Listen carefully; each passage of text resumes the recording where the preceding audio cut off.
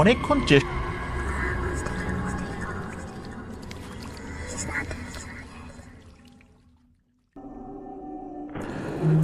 কালো জাদু এই শব্দটির সাথে আমরা বেশিরভাগ মানুষই কিন্তু পরিচিত, কিন্তু বাস্তবে যারা এটার ভয়াবহতা উপলব্ধি করেছেন তারাই বুঝতে পারেন কি ভয়ঙ্কর এই জিনিসটা।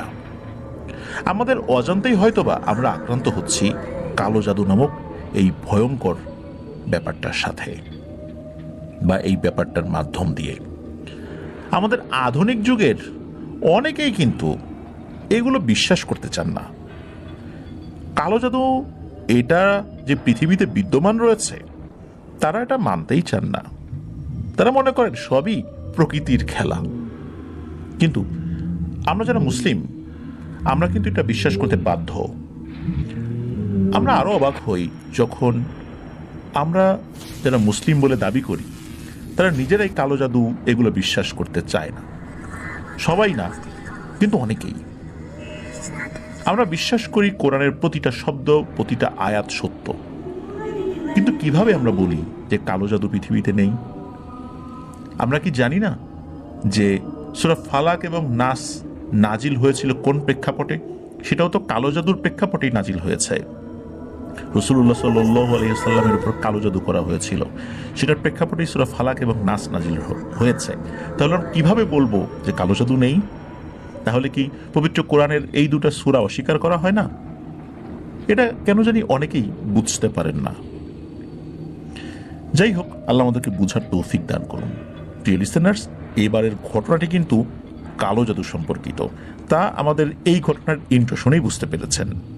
চলুন ঘটনায় যাই। ঘটনার স্থান খাগড়াছড়ির মধুপুর এলাকা। ঘটনার সাথে সম্পৃক্ত যে ব্যক্তিবর্গ রয়েছেন তাদের নামটা বলছি: পারুল চাকমা, রিপেল চাকমা, নিশু চাকমা এবং আরো বেশ কয়েকজন ব্যক্তি। ঘটনাটি খুবই স্পর্শকাতর। ঘটনার সাল 2004 সালের শুরুতে, যেটা চূড়ান্তভাবে শেষ হয় 2007 সালের দিকে। 2007 সালের জুন মাসের 19 তারিখ যখন রিপেল চাকমা চট্টগ্রামের একটি বেসরকারি হসপিটালে মারা যান, তখন তার বয়স হয়েছিল মাত্র 31 বছর। ব্লাড মায়োলোফাইব্রোসিস রোগে আক্রান্ত হয়ে মারা গিয়েছিলেন তিনি। এই রোগে যারা আক্রান্ত হন তাদের শরীরে রক্ত উৎপাদন নাকি বন্ধ হয়ে যায়। তাদেরকে রক্ত পরিসঞ্চালন করে বাঁচিয়ে রাখতে হয়। এই রিপেল চাকমা দেখতে বেশ সুদর্শন ছিলেন। স্থানীয় এক স্কুলে এই রিপেল চাকমা লেখাপড়া করতেন। তারই ক্লাসে আর একজন লেখাপড়া করতেন যার নাম পারুল চাকমা। পারুল চাকমা নিজেও বেশ সুদর্শনা ছিলেন। এই পারুল চাকমাকে প্রেমে পটানোর জন্য একটা প্রতিযোগিতা চলতো ওই এলাকার ছেলেদের মধ্যে। আর এই প্রতিযোগিতারই একজন প্রতিযোগী ছিল এই রিপেল চাকমা। নিজের অনেক চেষ্টায় একটা সময় সে পারুল চাকমাকে নিজের প্রতি আকৃষ্ট করেই ফেলে। শুরুতেই 8-10 জন মা বাবার মতো পারুলের মা বাবা বিষয়টা মেনে নিতে পারেননি। অপরদিকে মা বাবার একমাত্র ছেলে সন্তান রিপেল চাকমার মা বাবা এই বিষয়ে তেমন কিছু জানতেনই না।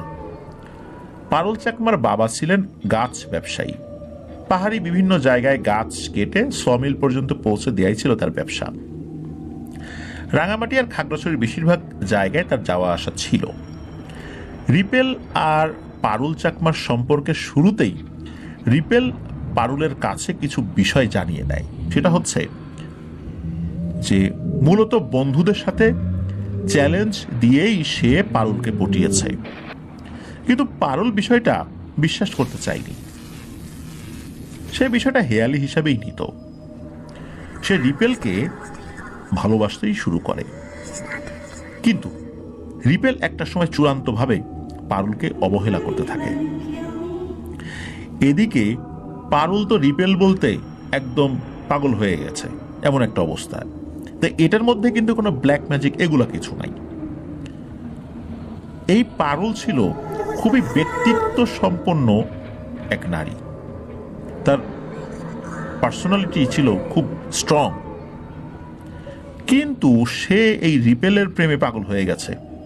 সে তো আর আগে রিপেলের কাছে যায় নাই, রিপেলই তার পিছন পিছু ঘুরেছে, যার ফলশ্রুতিতে আস্তে আস্তে এমনটা হয়ে গেছে। একদিন বিকালে এই পারুল রাস্তার মাঝখানে এই রিপেলকে হাত জোর করে অনুরোধ করছিল যাতে করে এই রিপেল পারুলকে অবহেলা না করে। তবে এই দৃশ্যটা পারুলের বাবা আবার দেখে ফেলে। অনুরোধের এক পর্যায়ে নাকি রিপেল পারুলকে ধাক্কা দিয়ে ফেলে মানে পথ থেকে সরিয়ে দেয় আর কি, এবং এরপর সে নিজের মতো করে চলে যায়। পারুল অঝরে কাঁদতে থাকে। পারুলের বাবা বাড়িতে এসে পারুলের মাকে বিষয়টা বললে তিনি পারুলের কাছে সবকিছু জিজ্ঞেস করে জানতে পারেন যে পারুল মূলত নিজের ইগোর কারণেই রিপেলকে ছাড়তে পারছে না এত অবহেলার পরেও। কারণ হচ্ছে এতদিন অনেক ছেলের প্রস্তাব পেলেও সে রাজি হয়নি, কিন্তু সে রিপেলকে বিশ্বাস করেছিল। আর আশেপাশের অনেকেই বুঝতে পেরেছে যে সে রিপেলকে পছন্দ করে। এখন সে যদি রিপেলকে ছেড়ে দেয় তাহলে তার ব্যক্তিত্বে আঘাত লাগবে, এই জন্য সে ছাড়তে পারছে না, এই বিষয়টা সে জানায়। তো পারুলের মা বাবা তাকে কোনো রকম ভাবে ওই দিনের মতো বিষয়টা বুঝান আর কি, কিন্তু পারুল বিষয়টি নিয়ে এতটাই চিন্তা করে যে নাওয়া খাওয়া ছেড়ে দেয়। তার একটাই কথা, যে কোনো মূল্যে সে রিপেলকে চায়।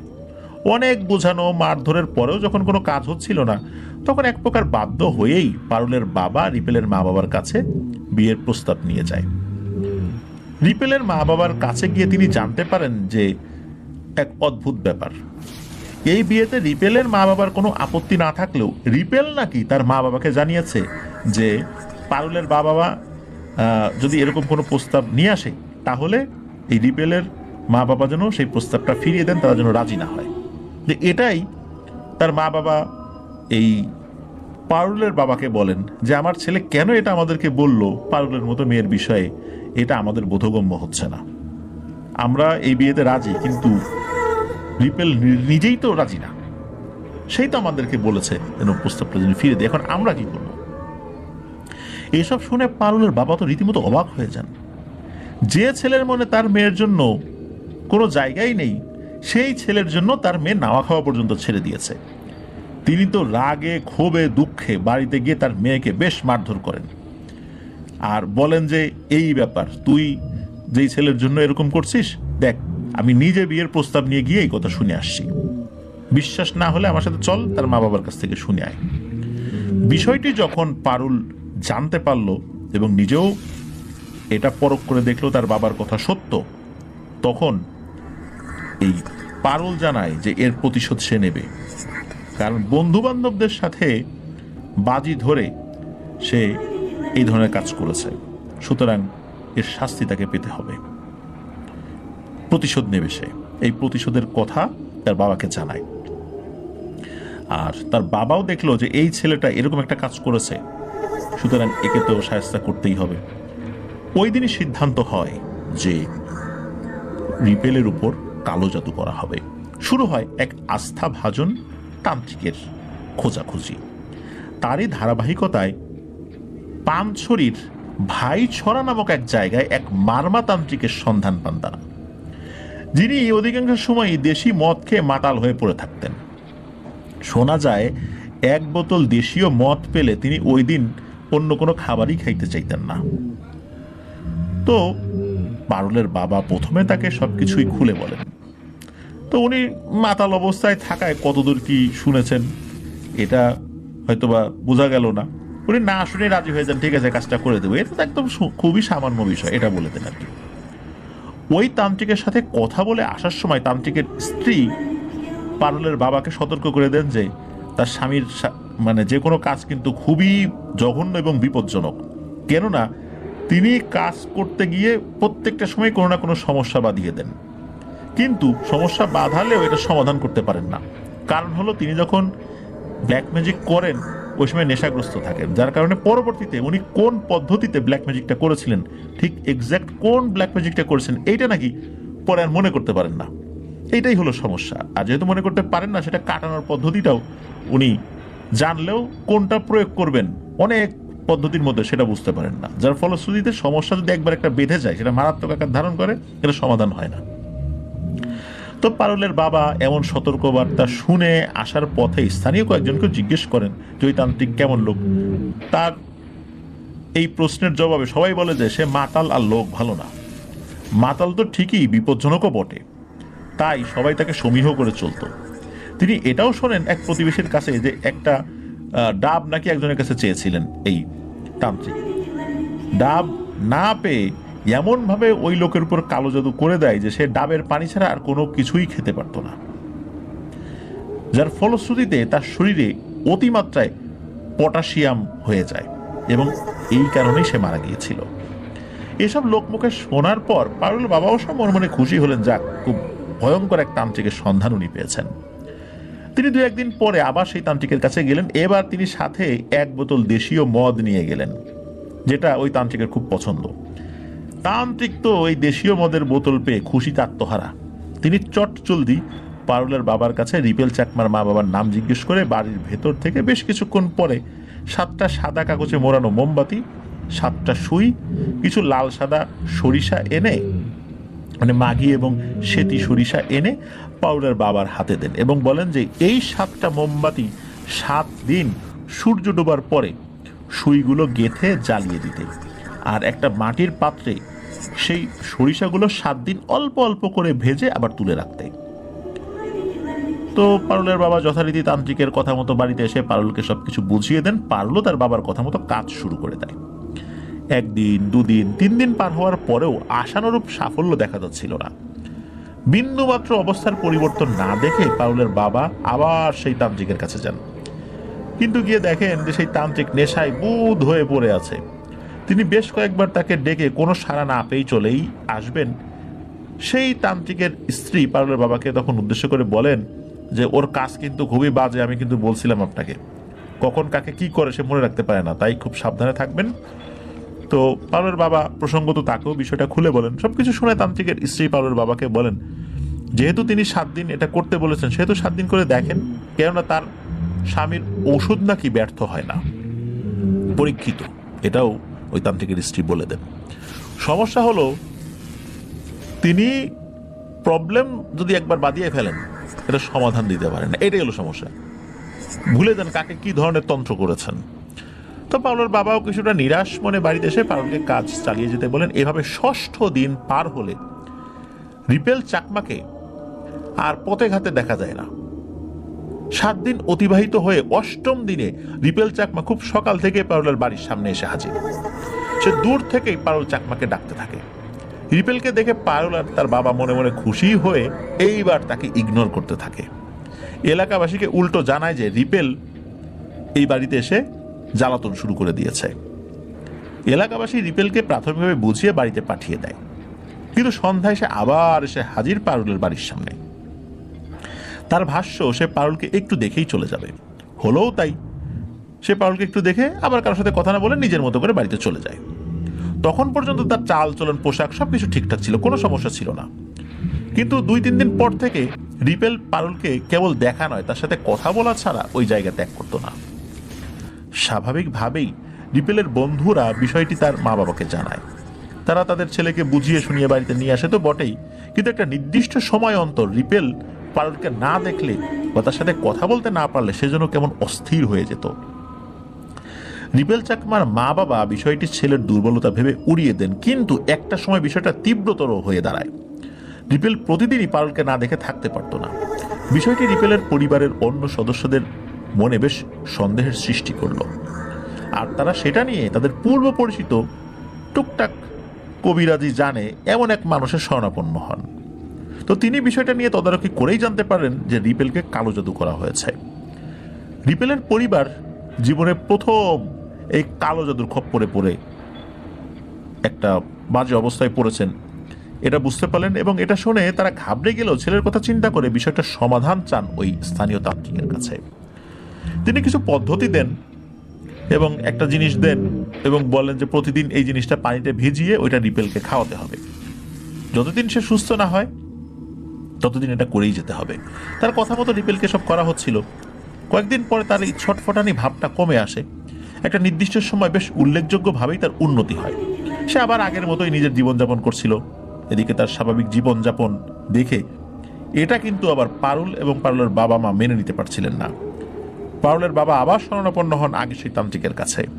এবার ওই তান্ত্রিককে পারুলের বাবা বেশ তুচ্ছ তাচ্ছিল্যের সুরেই বলেন, কি মিয়া, আপনার নাকি অনেক নাম ডাক, দুদিন যেতে না যেতেই তো আপনার কাজ ফিনিশ, নষ্ট। ধর মিয়া, কেমন কাজ করেন আপনি? তো এইভাবে বলছে তুচ্ছ তাচ্ছিল্যের সাথে। এর আধা মাতাল অবস্থায় পারুলের বাবার কথাগুলো বেশ মনের মধ্যে লাগে সেই তান্ত্রিকের। তিনি বেশ কিছুক্ষণ চুপ থেকে বলেন, এই বেটা যা, 2 দিন পরে আমার কাছে আসবি, দেখি কি করা যায়, যা ভাগ এখন তাড়াতাড়ি আমার সামনে থেকে। এদিকে পারুলের বাবা ফিরে আসার সময় শুধু বলেন যে আপনি না পারলে বলে দেন, আমি অন্য ব্যবস্থা করব। তখন তান্ত্রিক ধমকের সুরে বলেন, এই বেটা, তোকে 2 দিন পরে আসতে বলছি না? 2 দিন পরে আয়, এখন আর আমার সাথে কথা বলিস না, আমার মেজাজ গরম করিস না, যা ভাগ।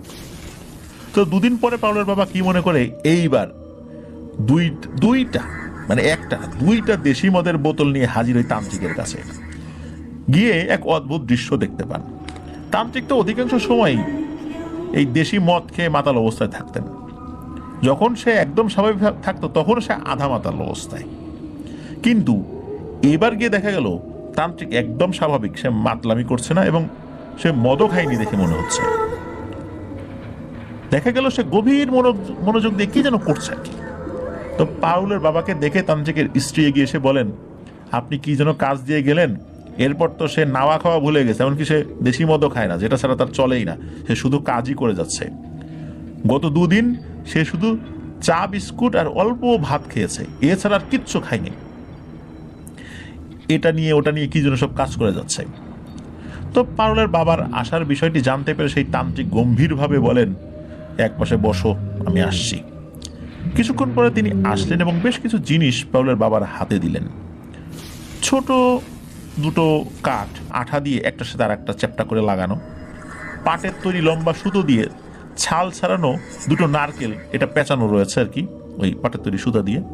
তারপর 2টো পেরেক, একটা গাছের ছাল, আর সাথে আর একটা ছোট গাছের টুকরা, আর সবশেষে 2টা সুই।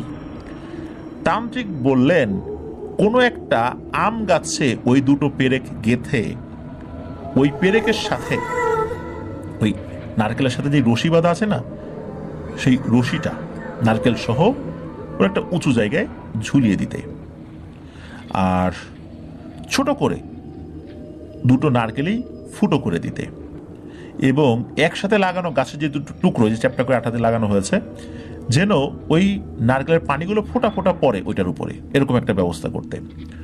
প্রতিদিন ওই গাছের ছালে, যে একটা গাছের ছাল দেওয়া হয়েছে আর একটা ছোট গাছের টুকরা দেওয়া হয়েছে, বা একটা কাঠের টুকরা, বোঝা যাচ্ছে একটা ছোট গাছ, এটাকে কেটে একটা টুকরো করা হয়েছে আর কি।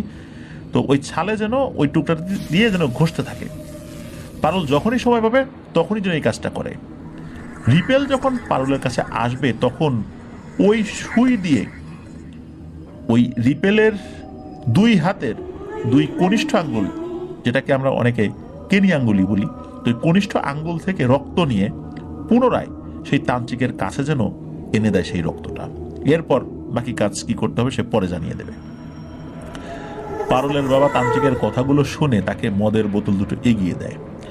এই মদ প্রিয় লোকটা সে জীবনে প্রথমবারের মতো মদ নিতে অস্বীকৃতি জানায়। সে বলে, কাজ হোক তারপর নেব, যাও এগুলো নিয়ে যাও। তো পারুলের বাবা অনেক জোর করেই তান্ত্রিকের বাড়িতে মদের বোতল 2টো রেখে চলে আসেন। পারুলকে সবকিছু বুঝিয়ে বলেন। পারুলও নিজেও কাজ শুরু করে দেন, কেবল অপেক্ষা কাজ হওয়ার। 3 দিনের মাথায় বেচারা রিপেল চাকমা হাজির পারুলের বাড়িতে। এবার আর তাকে কোনোভাবেই তার বাড়িতে ফিরিয়ে নেওয়া সম্ভব হচ্ছিল না। এদিকে রিপেলের পরিবারের সাথে বেশ বাকবিতণ্ডায় জড়িয়ে পড়ে পারুলের পরিবার। একে অপরকে দোষারোপ করতে থাকে। বাকবিতণ্ডার এক পর্যায়ে হাতাহাতি শুরু হয়ে যায়, কিন্তু ফলাফল শূন্য। রিপেলকে কোনোভাবেই পারুলের বাড়ি থেকে আনা সম্ভব হচ্ছিল না। উপায়ন্তর না দেখে রিপেলের পরিবার তাদের সেই পুরনো তান্ত্রিকের শরণাপন্ন হন। এবারও তিনি যথেষ্ট তদবির করেন, কিন্তু বিশেষ কোনো কিছুই কাজ হয় না, বা কোনো কাজ বাস্তবে দেখা যায় না। আর এরই মধ্যে পারুল তাদের তান্ত্রিকের কথা মতো রিপেলের 2 হাতের 2 কনিষ্ঠ আঙ্গুল থেকে সেই মন্ত্রপুত সুই দিয়ে রক্ত নিয়ে সেই তান্ত্রিকের কাছে পাঠায়। তান্ত্রিক মন্ত্র পড়ে নতুন 2টো সুই দিয়ে দেয় এবং ওই তান্ত্রিক বলেন যে ওই যে গাছের ছাল, তাতে পারুলের 2 ফোঁটা রক্ত দিয়ে ওই সুইগুলো তাতে ঘষে রিপেলকে টানা 7 দিন ফুরে ফুরে 1 ফোঁটা করে রক্ত বের করতে, সেই অনুযায়ী কাজও চলছিল। তার মানে ওই সুই দিয়ে আবার রিপেলের রক্তটা বের করতে হবে। আর বেচারা রিপেল পুরোপুরি পারুলের কাছে জিম্মি হয়ে যায়। পারুল যা বলতো রিপেল কোনো সারা শব্দ না করে সেটাই করত। সারাদিন নিজের কাছে রেখে সন্ধ্যায় রিপেলকে বাড়ি পাঠিয়ে দিত পারুল। মানে পারুল যদি অনুমতি না দিত তাহলে কোনোভাবেই রিপেল বাড়িতে যেতে পারতো না।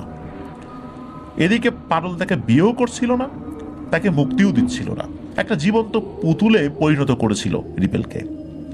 তবে অদ্ভুত ব্যাপার হলো, শুধু পারুলের প্রতি তার আগ্রহ ছাড়া অন্যান্য সব কিছু, চলনে বলনে পোশাক আশাক সবকিছু কিন্তু স্বাভাবিক ছিল। কোনো অস্বাভাবিকতা ছিল না, কোনো পাগলামি ছিল না, শুধু সে পারুলের ওই বিষয়েই পাগল ছিল। তাছাড়া সবকিছু ঠিকঠাক। তো পারুলের সমাজের লোকেরা পারুলের বাবাকে বলেন যে এই ছেলে মেয়ে দুটোকে বিয়ে দিয়ে দাও, এভাবে চললে তো কেমন দেখা যায়, সমাজ বলে একটা কথা আছে না। এদিকে রিপেলের পরিবার তাদের চেষ্টা চালিয়ে যাচ্ছিলেন যে কোনোভাবে রিপেলকে যেন স্বাভাবিক করা যায়। তারই ধারাবাহিকতায় তারা আরও একজন বড় তান্ত্রিকের কাছে যান। তান্ত্রিক বিষয়টা নিয়ে বেশ তদারকি করে জানতে পারেন এক অদ্ভুত ভয়ঙ্কর ব্যাপার। রিপেলের শরীরের সমস্ত রক্তই নাকি ভয়ঙ্করভাবে দূষিত হয়ে গেছে। তবে রক্ত পরীক্ষা করে এখন সেটা বোঝা যাবে না, এটা আরো পরে বোঝা যাবে। এটাই হচ্ছে জাদুর একটা লক্ষণ, যে সাথে সাথে সেটা বোঝা যাবে না, এমন সময় বোঝা যাবে তখন আর কাজ করা যাবে না বা সুস্থ করার কোনো উপায় থাকবে না। আর তান্ত্রিক এটাও বলে দেন এখন রিপেলকে পারুল থেকে আলাদা করা অসম্ভব, কারণ এর মধ্যে এমন কিছু বিষয় ঘটে গেছে যার ফলশ্রুতিতে রিপেল আর কখনোই পারুল থেকে আলাদা হতে পারবে না। কেননা রিপেল চাকমার শরীরের রক্তের প্রতিটা ফোঁটায় দূষিত কালো জাদু একদম ভালোভাবে মিশে গেছে। এদিকে এই সময়ের মধ্যেই খাগড়াছড়ি সদর হসপিটালে ঘটে যায় আর একটা ঘটনা। খাগড়াছড়ি সদর হসপিটালে নিশু চাকমা নামে এক নারী রোগীকে রক্তদান করে রিপেল। আর ওই নিশু চাকমাকে কিন্তু রিপেল চিনত না, আর তাতেই নিশু চাকমার শরীরে প্রবেশ করে রিপেলের দূষিত কালো জাদু মিশ্রিত রক্ত। পারুল চাকমার সাথে কিন্তু পরিচয় নাই এই নিশু চাকমার। এরপরে কিভাবে যেন এই নিশু চাকমা পারুলকে খুঁজে বের করে। এলাকায় তো চাঞ্চল্য ছড়িয়ে পড়ে। পারুলের থেকে বয়সে বড় এক অসুস্থ নারী পারুলকে ছাড়া কিচ্ছু বুঝতে চায় না। পারুল বলতে সে পাগল, দুইজনই মহিলা। রিপেল চাকমার মতো নিশু চাকমা নিজেও পারুলের বাড়িতে অবস্থান নেয়, সে কিছুতেই এই পারুলের বাড়ি ছেড়ে যাবে না। পরে জানা যায় যে উনি সেই রোগী যাকে রিপেল রক্ত দিয়েছিল কয়েকদিন আগেই। নিশু চাকমার পরিবার বিষয়টার কোনো কুল কিনারা করতে পারছিল না যে হলোটা কি হঠাৎ করে। এই মেয়েটা পারুলকে চেনেই না, তাকে খুঁজে বের করে কিভাবে এই পারুলের প্রতি দুর্বল হয়ে গেছে। একজন মেয়ে আরেকজন মেয়ের প্রতি দুর্বল হয়ে পড়লো, তাও কোনো পূর্ব পরিচয় ছাড়া। এটা কেমন কথা? এটা তো খুবই অস্বাভাবিক ব্যাপার। এদিকে বেচারা রিপেল চাকমা হঠাৎ করে অসুস্থ হয়ে পড়ে, প্রচন্ড জ্বর আর শারীরিক দুর্বলতা নিয়ে। এদিকে দুজন মানুষকে নিয়ে বেশ বিপদে পড়ে যায় পারুল চাকমার পরিবার। একদিকে রিপেল আর একদিকে নিশু চাকমা। নিজেদের কুচিন্তা বুমেরাং হয়ে নিজেদের ঘাড়েই চলে আসতে থাকে। সামাজিক পারিবারিক বিভিন্ন চাপের সম্মুখীন হচ্ছিলেন তারা। বিশেষ করে অসুস্থ রিপেলকে নিয়ে বেশ ঝামেলায় পড়ে যাচ্ছিলেন তারা, কেননা রিপেল পারুলকে ছাড়া থাকতে পারছিল না। এদিকে পারুল কিন্তু রিপেলকে বিয়ে করেনি, আবার নিশু চাকমাও পারুলের সাথে ছায়ার মতো সবসময় অবস্থান করছিল। সব মিলিয়ে ভয়াবহ একটা সময় পার করছিলেন তারা। উপায়ন্তর না দেখে পারুলের বাবা পুনরায় গেলেন সেই তান্ত্রিকের কাছে সমাধানের জন্য, কিন্তু বিধিবাম যথারীতি নেশায় বুধ হয়েছিলেন সেই তান্ত্রিক। আদৌ হুশে সে পারুলের বাবাকে চিনতেই পারছিলেন না। রীতিমতো অবাক হয়ে যান পারুলের বাবা। অনেক চেষ্টা করেও পারুলের বাবা সেই তান্ত্রিকের হুশ ফিরিয়ে আনতে পারেন না। পরে তান্ত্রিকের স্ত্রীকে সবকিছু খুলে বলেন তিনি। তান্ত্রিকের স্ত্রী পারুলের বাবাকে বলেন যে তার স্বামী এরকমই, আমি তো আগেই আপনাকে সতর্ক করছিলাম যে আমার স্বামী প্রত্যেকটা কাজ করতে গিয়ে একটা ঝামেলা বাঁধায়, আর এই ঝামেলা সে সমাধান করতে পারে না, কারণ তার তো মনেই থাকে না সে কোন পদ্ধতিতে কাজটা করছে, সমাধান করবে কিভাবে। যেহেতু সমস্যাটা মারাত্মক, সেই কারণে তার স্বামীর হুঁশ ফিরলে তিনি সর্বোচ্চ চেষ্টা করবেন, এই কথাটা তিনি পারুলের বাবাকে বলেন। এদিকে হাসপাতালে ভর্তি হতে হয় রিপেলকে। বিয়ে না করেও সর্বক্ষণ রিপেলের সাথেই থাকতে হচ্ছিল পারুলকে। সাথে নিশু চাকমাও ছায়ার মতো লেগে আছে। কি একটা ভয়ঙ্কর ব্যাপার! রিপেলের জীবন নরক বানাতে গিয়ে পারুল নিজেই নিজের জীবনকে একদম নরক বানিয়ে ফেলেছে। ওই রিপেলের কাছ থেকে সে সরতে পারে না, রিপেল চিৎকার চেঁচামেচি শুরু করে, আবার সাথে লেগে আছে আরেক মহিলা নিশু চাকমা। এ কেমন এক আজব সমস্যা! এবার আইনি ঝামেলায় জড়িয়ে পড়ে তারা। থানায় ডায়েরি করেন রিপেলের পরিবার। তদন্ত অফিসার রিপেলের সাথে কথা বলে রিপেলের পরিবারকে ফিরিয়ে দেন, কেননা পুলিশ কর্মকর্তার কাছে গিয়ে তারা এই কালো জাদুর কথা বলেছে। এখন আইনে কি এই বিষয়গুলো চলে? নিশ্চয়ই না। এদিকে রিপেল পারুলের বিরুদ্ধে কোনো অ্যাকশনে যেতে নারাজ। এটা যখন ওই পুলিশ কর্মকর্তা জানতে পারলেন, কথা বললেন রিপেলের সাথে, এমনকি লিখিত স্টেটমেন্ট নিলেন যে পারুলের বিরুদ্ধে রিপেল কোনো অভিযোগ করবে না, এরপরে তো আর কোনো কথা থাকে না, কারণ তাদের প্রত্যেকের বয়সই 18 বছর প্লাস হয়ে গেছে। এখন তো এটা তো আর চলে না।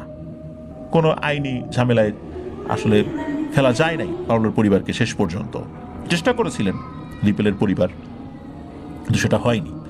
তো ঘটনার তীব্রতা দেখে পারুলের বাবা পুনরায় গেলেন সেই তান্ত্রিকের কাছে।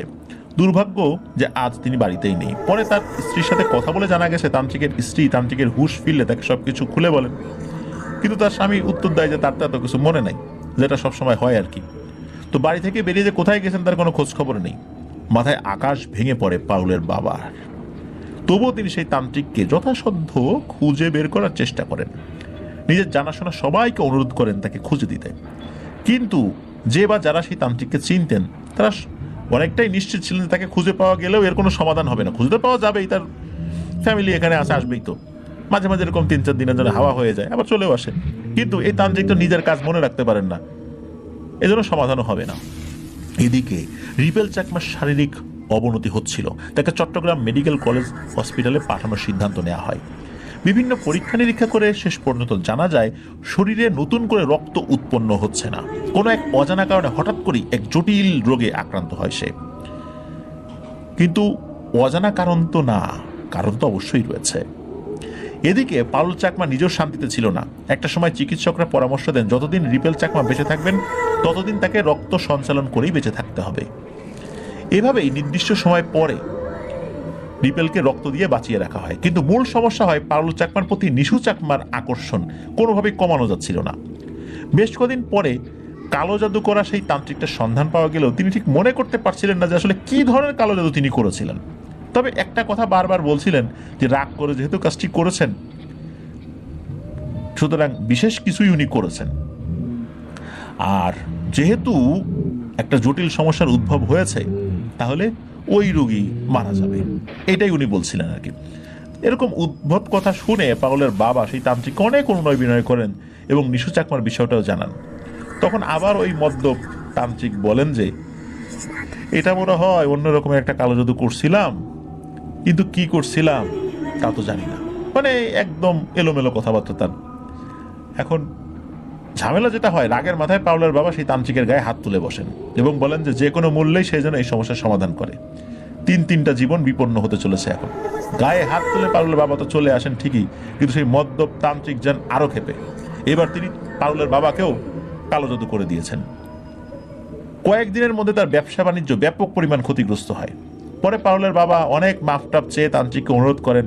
তান্ত্রিকের বউও তান্ত্রিককে খুব করে অনুরোধ করেন যে এই ঝামেলা করো না, খুব ঝামেলা হয়ে যাচ্ছে, ছেলেপেলেগুলোর জীবন বিপন্ন, তুমি এটা তুলে নাও। এখন তান্ত্রিক তো মনে করতে পারেন না, তার স্ত্রীর কথায় উনি রাজি হন যে ঠিক আছে এই সমস্যার সমাধান আমি চেষ্টা করব খুঁজতে, কিন্তু মনে তো করতে পারেন না। এভাবে আজকাল করতে করতে 2007 সালের জুন মাসের 19 তারিখে রিপেল চাকমা মাত্র 31 বছর বয়সেই পাউলের প্রতি প্রবল আকৃষ্ট থেকেই মারা যায়। অমীমাংসিত হয়ে রয়ে যায় নিশু চাকমার পরিণতি। চট্টগ্রাম থেকে নিরুদ্দেশ হয়ে যাওয়া পারুল চাকমার বাকি জীবন নিয়ে, কারণ চট্টগ্রাম থেকে হঠাৎ করে পারুল চাকমা নাকি নিরুদ্দেশ হয়ে যায়। রিপেল চাকমার মৃত্যুর পর পারুল চাকমাকে তার পরিবার পুনরায় খাগড়াছড়ি নিয়ে যাননি, যার ফলশ্রুতিতে এই পারুল চাকমার অবস্থানটা জানা যায় না। তবে সেই তান্ত্রিক নিশু চাকমাকে পারুল চাকমা থেকে সরিয়ে আনতে পেরেছিলেন, তবে সেটা কিভাবে এনেছিলেন সেটা জানা যায় না। মানে পরবর্তীতে ওই নিশু চাকমাও সে তার বাড়িতে চলে যায়। এই ঘটনাটি মূলত এই পারুল চাকমার স্থানীয় চাচাতো ভাই, যিনি জয় বড়ুয়ার একজন কলিগের ঘনিষ্ঠ বন্ধু, এইভাবেই ঘটনাটি আসলে সংগৃহীত হয়েছে। পারুল চাকমার বাবা এখনো জীবিত আছেন, তবে উনি পাপের প্রায়শ্চিত্ত হিসাবে রিপেল চাকমার চিকিৎসার যাবতীয় ব্যয়ভার বহন করেছিলেন, কারণ ওর আর্থিক অবস্থা ভালো ছিল। আর পারুল চাকমার বাকি দুই বোনের বিয়ে হয়ে যায়, আর পারুল চাকমার অবস্থান তার পরিবার থেকে স্পষ্ট করা হয় না, সে কোথায় আছে, কিভাবে আছে, তার বিয়ে হয়েছে কিনা। রিপেল চাকমার পরিবার একমাত্র ছেলে সন্তানকে হারিয়ে কালের নিয়মে একাকী জীবনযাপন করছেন, এখনো তারা জীবিত আছেন। প্রিয় লিসেনার্স, খুবই অদ্ভুত ব্যাপার, তাই না? রক্ত আর একজনকে দেওয়ার মাধ্যম দিয়ে তার শরীরেও অদ্ভুত এক আকর্ষণ সৃষ্টি হয়ে যায়, সে নারী হয়েও নারীর প্রতি আকৃষ্ট হয়ে যায়। মূলত এই রিপেল চাকমার শরীরে যেই দূষিত রক্তটা সৃষ্টি হয়েছিল, যার ফলশ্রুতিতে রিপেল চাকমা পারুলের প্রতি আকৃষ্ট ছিল। আর এই রক্ত যখন নিশু চাকমার শরীরে যায়, সে নারী হয়েও এই পারুল চাকমার প্রতি আকৃষ্ট হয়ে যায়।